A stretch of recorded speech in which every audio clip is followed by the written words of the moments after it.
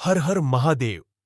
स्वागत है आप सबका द लॉ कॉर्नर में, जहां कानून की बातें होती हैं सिंपल और यादगार तरीकों से। Section 8 Bharatiya Nyaya Sanhita. Amount of fine and imprisonment in default of payment of fine. जुर्माना की राशि और जुर्माना अदा न करने की दशा में कारावास। The court decide the amount of fine unless a maximum is already fixed by law. मतलब कोर्ट डिसाइड करता है कितना जुर्माना फाइन लगेगा। जब तक लॉ ने कोई मिनिमम या मैक्सिमम अमाउंट फिक्स ना किया हो तब तक नहीं लगता। Second point, if the person fails to pay the fine the court में ऑर्डर इम्प्रिजमेंट इन डिफॉल्ट। अगर कोई आदमी फ़ाइन नहीं भरता है तो कोर्ट उसको जेल भेज सकता है। फ़ाइन ना भरने की वजह से आपको बाय डिफ़ॉल्ट इम्प्रिजनमेंट की सज़ा दी जा सकती है। क्यों? क्योंकि फ़ाइन एक फ़िक्स्ड अमाउंट का होता है जो कि कोर्ट द्वारा दिया जाता है। अगर आप उसको नहीं भर पाते हो तो फिर उसके बिहाफ में, फ़ाइन ना देने के बिहाफ में आपको जेल दी जाती है कि आप इतने दिन प्रेजेंट में रहोगे। उसके बिहाफ पे ये होता है। अगर आप फ़ाइन दे दो तो ये चीज़ नहीं होती फिर। Third point, this imprisonment is an addition of to any other punishment for the offence.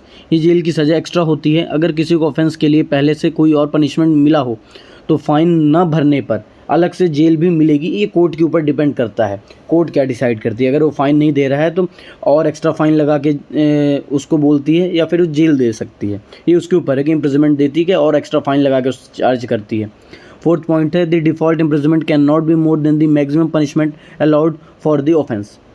इसका मतलब ये है कि पर हाँ, ये जेल की सज़ा लिमिटेड होती है। जितनी मैक्सिमम सज़ा उस क्राइम के लिए लॉ में लिखी गई है उससे ज़्यादा नहीं हो सकती, चाहे कुछ भी हो, कोई भी ऑफेंस हो। जितनी लिमिटेड सज़ा दी गई है उससे ज़्यादा नहीं दी जाएगी, any how, any condition.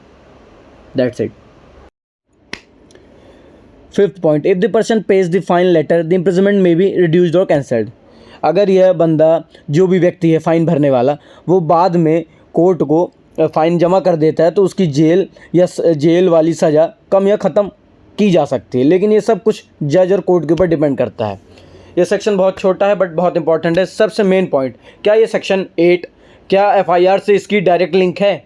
First information report क्या सेक्शन 8 से डायरेक्ट जोड़ता है कि नहीं जोड़ता है? सबसे मेन और इम्पॉर्टेंट बात यही है।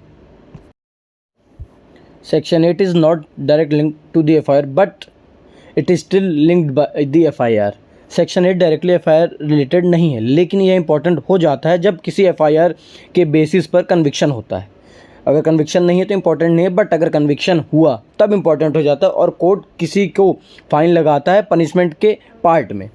मतलब इतना बड़ा क्राइम नहीं है कि उसको सज़ा दी जाए, इम्प्रिजमेंट किया जाए, इसलिए वो कोर्ट फाइन लगाती है।